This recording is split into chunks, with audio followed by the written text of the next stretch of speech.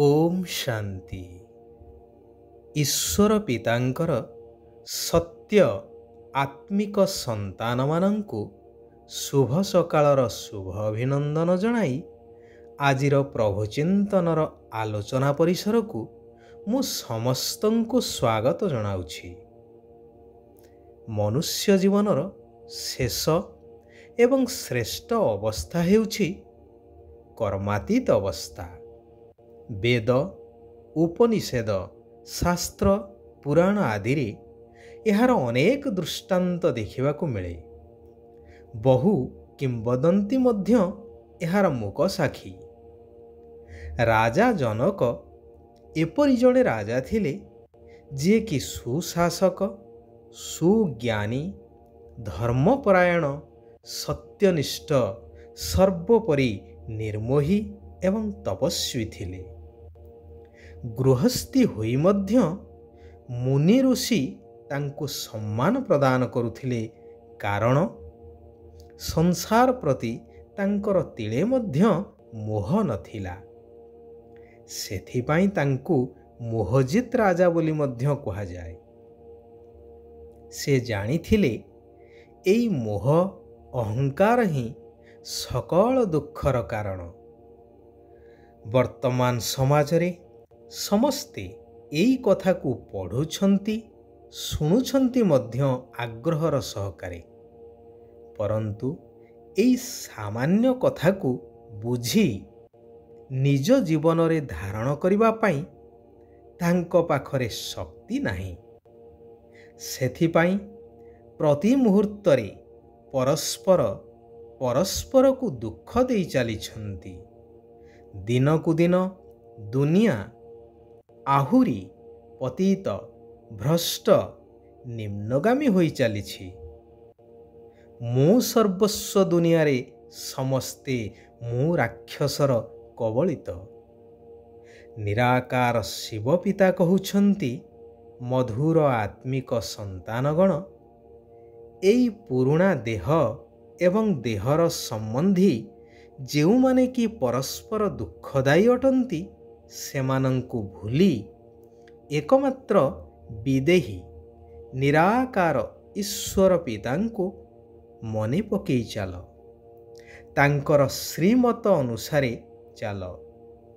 मनमत, परमत, शास्त्रमत, गुरुमत आदि रे द्वापर जुगरु चली आसीछ एवं ताहार फल आज समस्त विश्ववासी भोग करुछंती। ए विषय रे आलोचना करिवार मध्य आवश्यकता नहीं, कारण समस्ते एहार अनुभवी। तेणु वर्तमान एही सबु मत छाड़ी गीतार महावाक्य अनुसारे सर्वधर्मं परित्यज्य मामेकं शरणं व्रज, एही महाउक्तिटी को खाली पढ़ी देई रखिदेले हेब नाही। एहाकु बुझिबा दरकार एवं कार्य आनिबा दरकार।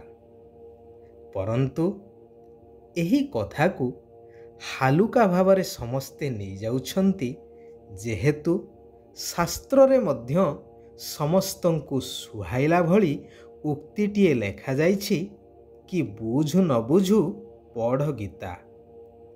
ए कथार तात्पर्य सुधी जने विचार करिवे यह केते दूर जुक्ति संगत। विद्यार्थीटीए विद्या को न बुझी खाली पढ़ी चली रे तार जहा अवस्था होई थाए, वर्तमान सारा संसार मध्य सही भली अवस्था। पोथी पढ़ते पढ़ते धोती मरम न जाने कोई। तेणु कौनसी कथावस्तुर वास्तविकता को उपलब्धि करी जीवन रे उपयोग करिबा, एहा ही बुद्धिमानर परिचय।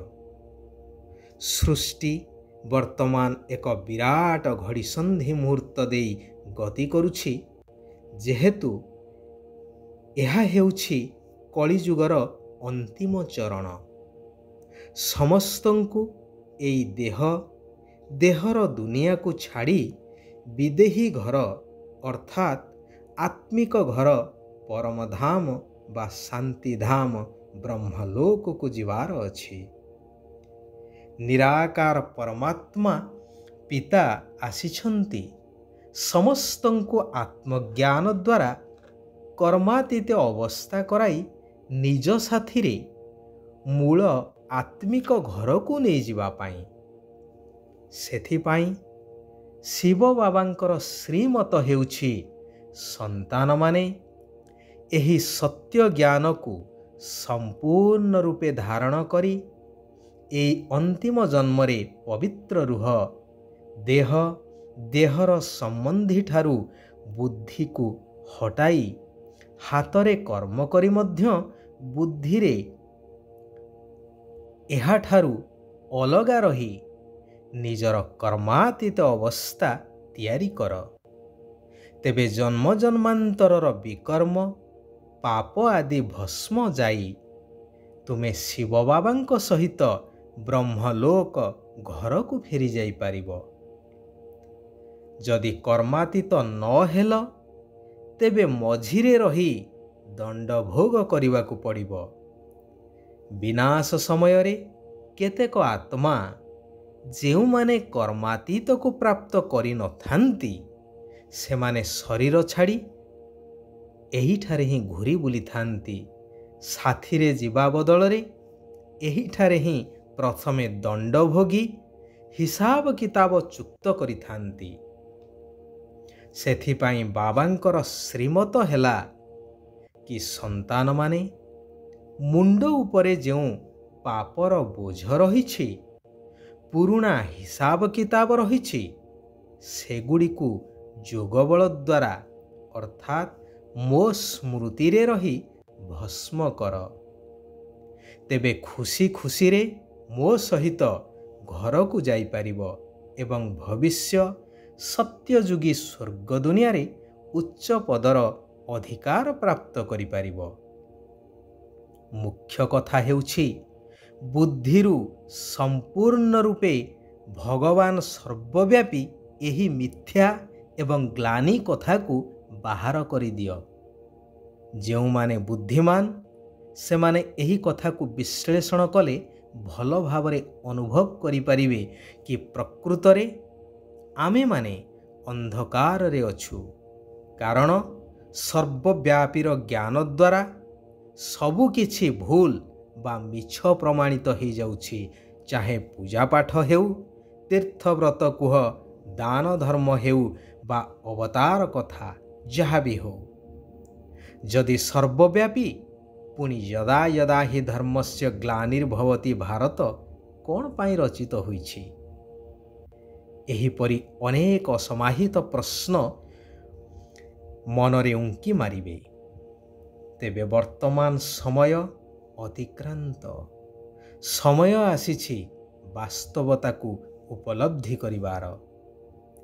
ତେବେ ଯାଇ ଭବିଷ୍ୟ ନୂତନ ଜୀବନମୁକ୍ତ ରାଜ୍ୟରେ ଜୀବନମୁକ୍ତ ପଦକୁ ପ୍ରାପ୍ତ କରିପାରିବ।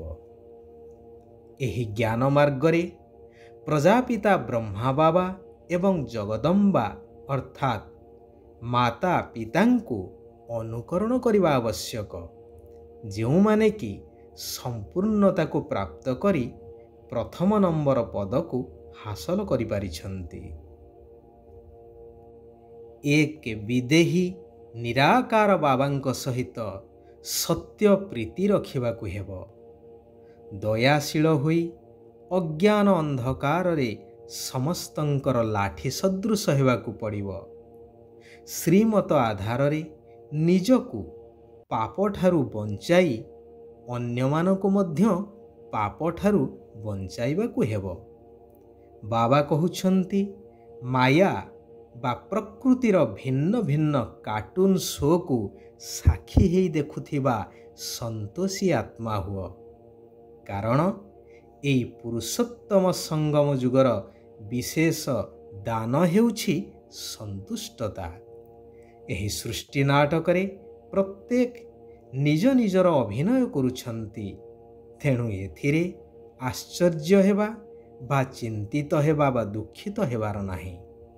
ଯେକୌଣସି ପ୍ରକାରର ତ୍ରୁଟିଠାରୁ ଊର୍ଦ୍ଧ୍ୱରେ ରହିବା ହିଁ ସମ୍ପୂର୍ଣ୍ଣତାକୁ ପ୍ରାପ୍ତ କରିବା ବା ସମ୍ପୂର୍ଣ୍ଣ ହେବା। ଆଚ୍ଛା, ଆଜି ପାଇଁ ଏଇଠାରେ ବିରାମ ନେବା। ଓମ୍ ଶାନ୍ତି, ଓମ୍ ଶାନ୍ତି, ଓମ୍ ଶାନ୍ତି।